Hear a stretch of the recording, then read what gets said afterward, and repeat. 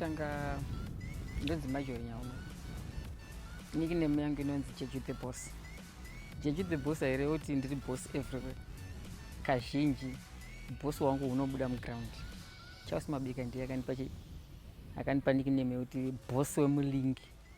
Alright, ndoda kutenda futi kechitu Mr. Magaya watikwanisa kutirangariro as a girl child muZimbabwe. Bosi girl child tinongotarisirwa pasi. Asi but Mr. Magaya wangotochi avasikana ndaomboite ndaombofarewo wachiwanotuma mari. So far ndine 17 goals. Ndotambira palink. I'm not angry striker too much. Ndofarira palink. Saka magoals angu mazhinji ndomawana ndichibva mulink. Asi ndikaenda kumastrikers kunomira kumastrikers kashoma kuti nditese ndiwane net.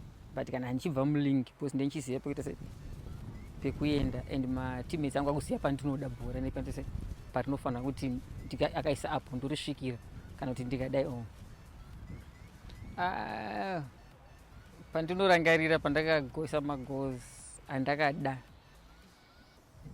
last year paLucy K pandakagoisa 6 magoals in second half, but pa 6 magoals pane andakagoisa 3 in 2 minutes and half, 2 minutes 30 seconds ndagoisa 3 magoals.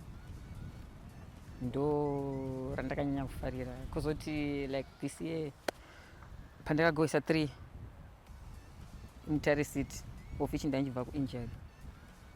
Ndo ndauya paMSU vandagoisa 3. Then marimwe zora patakatamba neMorris ndandisingambochitarisa kuti ndichasvika pa4 goals, but ndakakwanisa kupinda mapokets kuti ndiseve team yangu. Saka ndo magames andinowanzoti ndowandakagoisa 3 zvichikwira. Angooneka kuti ndichawana mukana wekugovesa here kana kuti pane vamwe vachawana vasiri inini. Saka I can't promise kuti ndinoda kutenga chii kana kuti ndinoda kuita sei nemari yacho. Ndotaura taizvo munondibata tapedza tournament. Asi kana ndisiri top goal scorer musandibati.